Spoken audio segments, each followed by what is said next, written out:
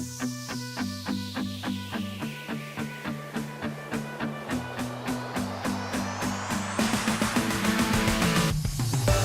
you so much for the introduction and for inviting me today. It's fantastic to see so many people out here in this room and to be having such a vibrant conversation about the future of cities and technology.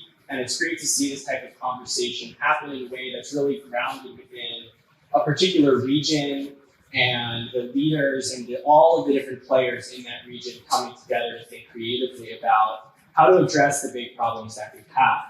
So, as a little bit more background, I am a computer scientist, a data scientist by training, but have spent really the last 5 or 6 years thinking about the role of technology and in particular data and artificial intelligence in cities.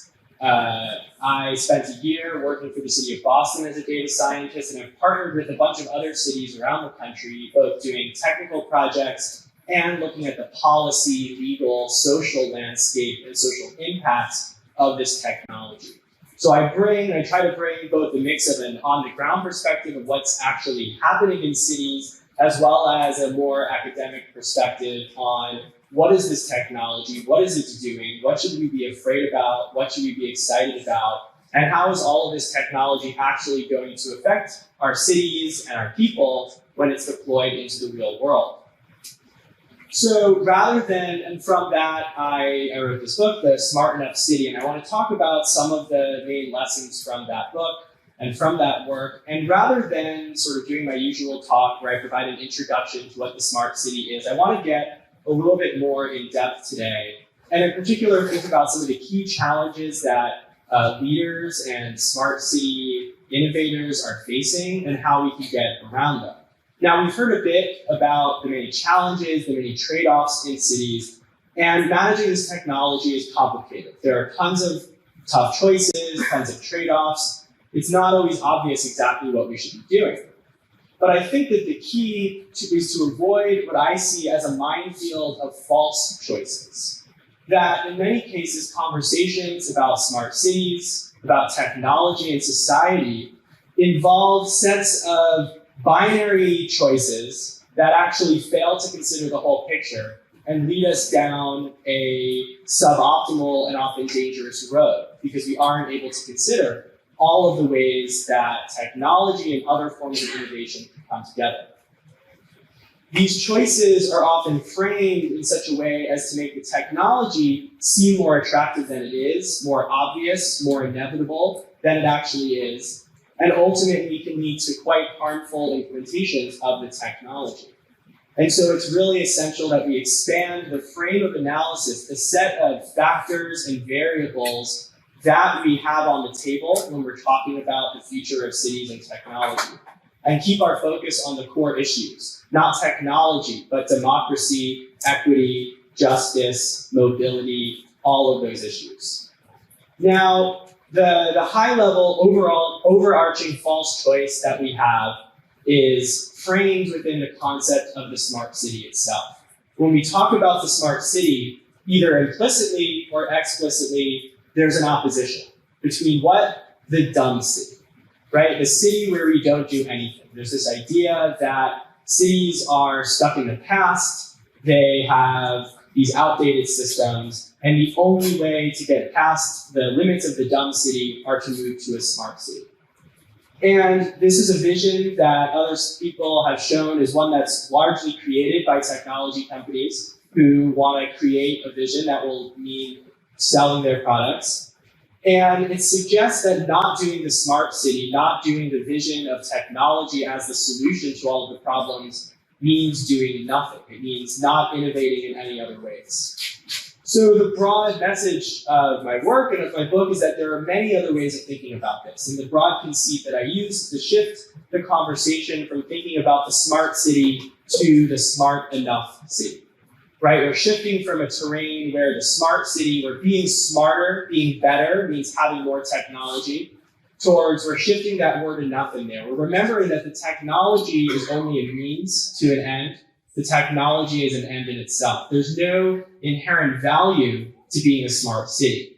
The value is being a smart enough city so that we have enough technical capabilities and other capabilities to address the issues of mobility, equity, justice, safety, accountability, all of that.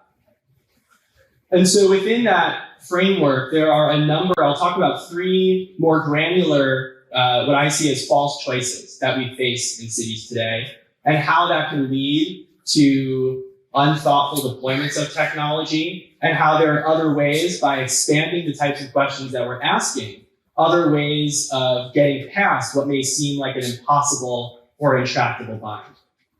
So the first is efficiency versus inefficiency. This is very much tied into the smart city framework, that what we're trying to do here is increase efficiency. That with all of the data, all of the algorithms, we can make things more efficient. And if we don't do that, the opposition to being efficient is that we're inefficient. We have these outdated, inefficient systems. The problem is that efficiency is only one value out of many.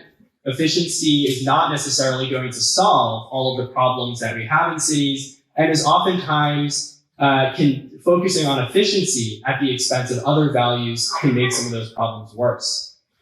So one of the projects that I worked on for the city of Boston was with the EMS department, Emergency Medical Services. And we were looking at, they brought me in as a data scientist saying, we have a huge problem in response times. We have drastically, rapidly increasing calls for service.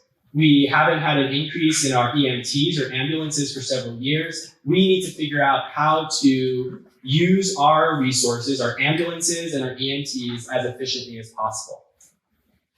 So I spent a couple months doing a bunch of research, looking at data, but also spending time in an ambulance, talking to leaders in the department, talking to the EMTs who are working on the ground, looking at a bunch of different things. And what we found was that the issue was not one simply of there being too many calls, but that there was a huge number of calls in the city of Boston that were specifically for the population that was dealing with homelessness, dealing with mental illness and drug addiction in the city of Boston.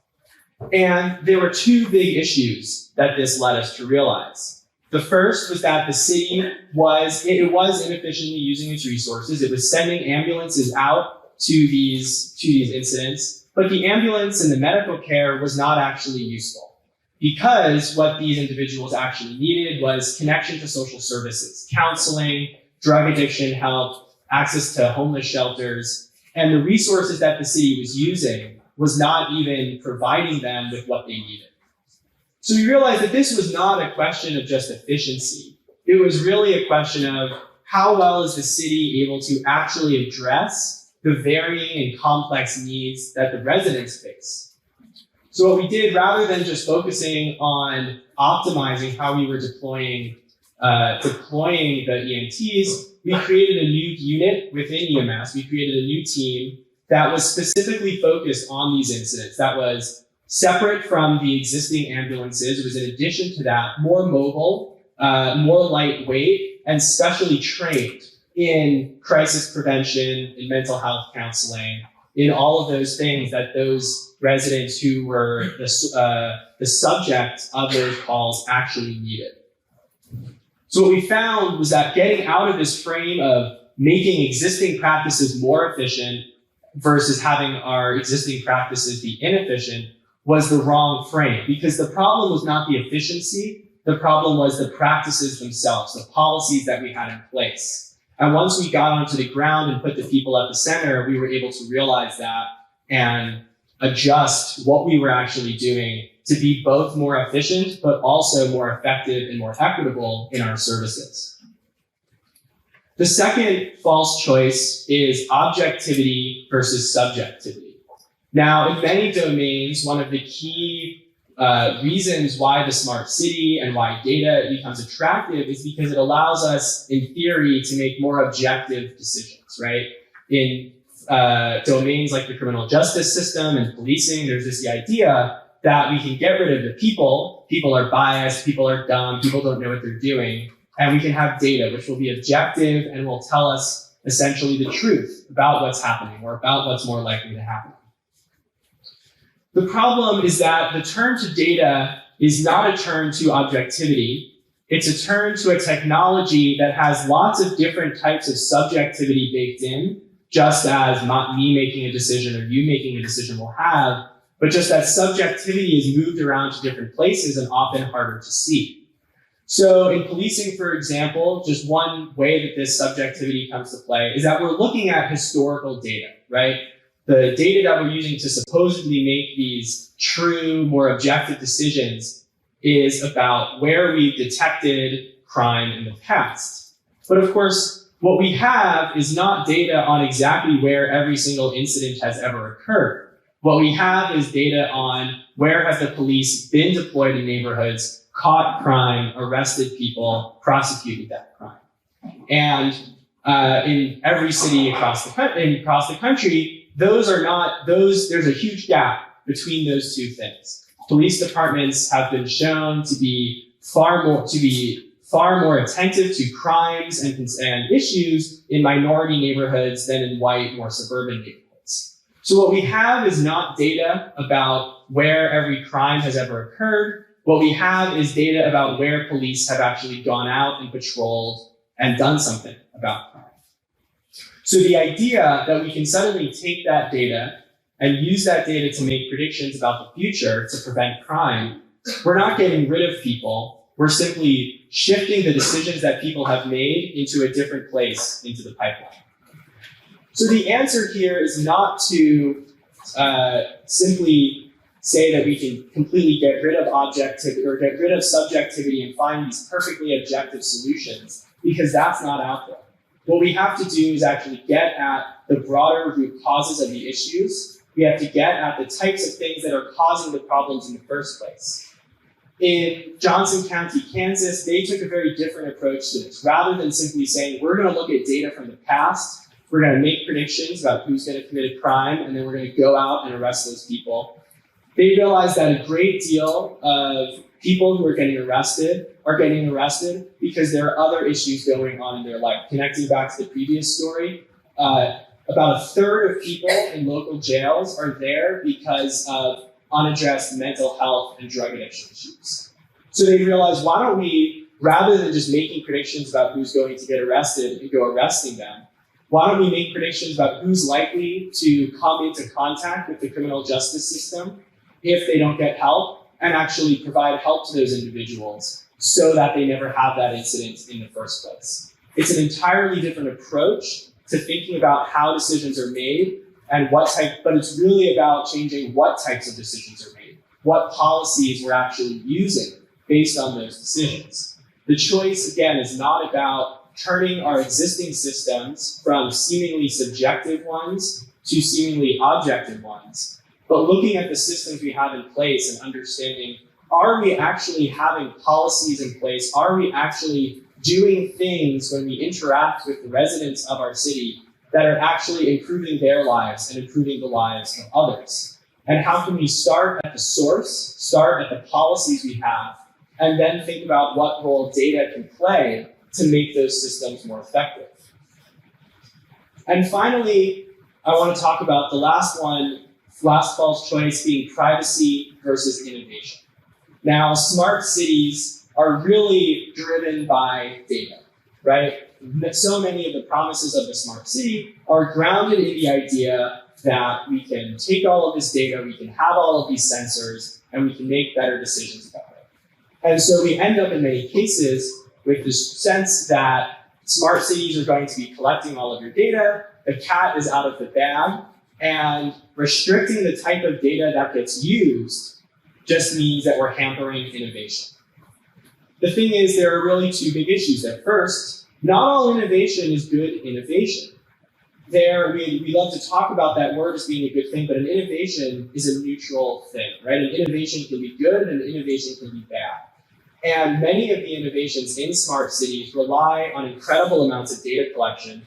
That data can sometimes be used for good, but that data can also be abused. It can be hacked. It can be used by companies to exploit individuals, selling them predatory ads and things like that.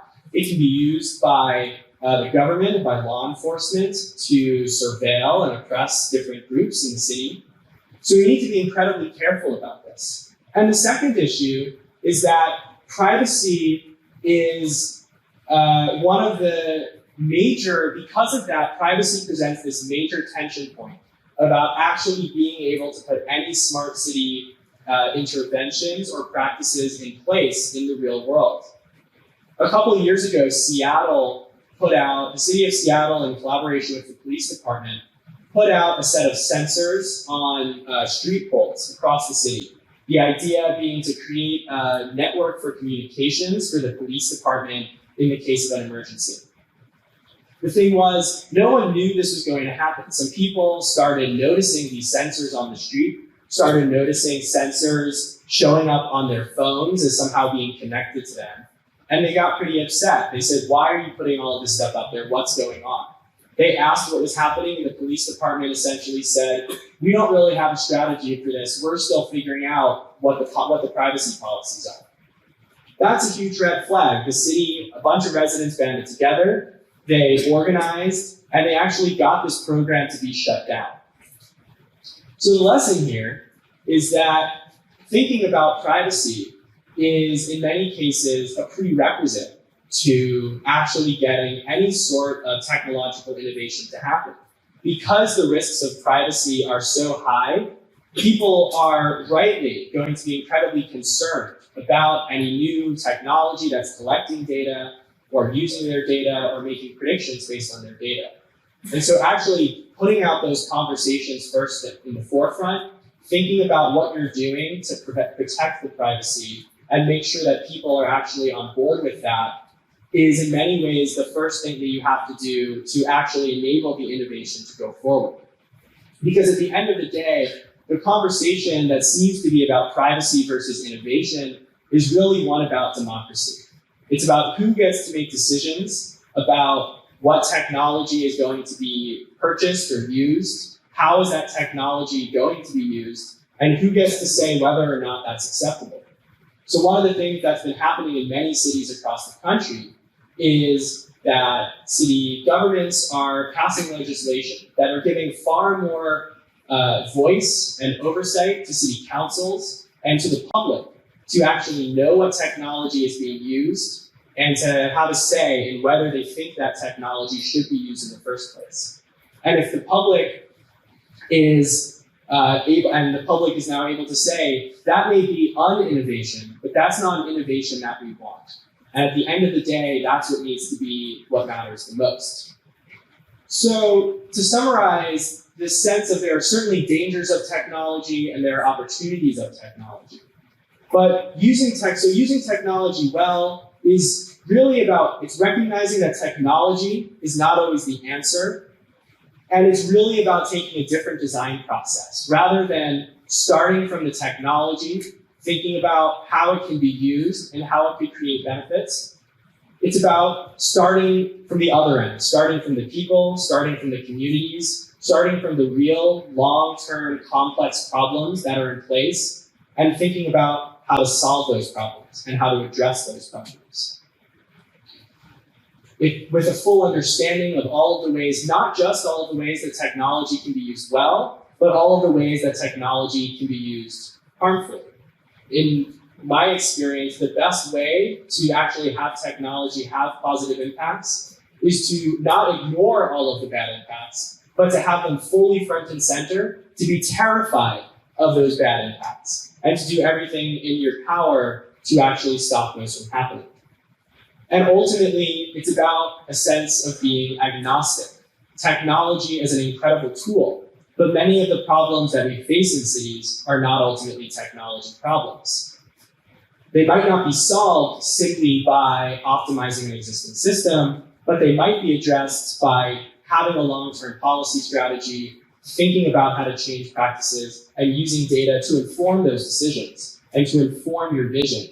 But the technology may not need to be, and in many cases shouldn't be, front and center as the centerpiece of that solution. So getting it right isn't easy, but the key is to avoid falling into these easy traps. I know from my own experience that it's very easy in these conversations and in thinking about the role of technology to feel like you're stuck between a rock and a hard place. But often, I think if we are able to expand our vision and put our focus in the right place, we're able to find a far more fruitful and desirable path forward. Thank you.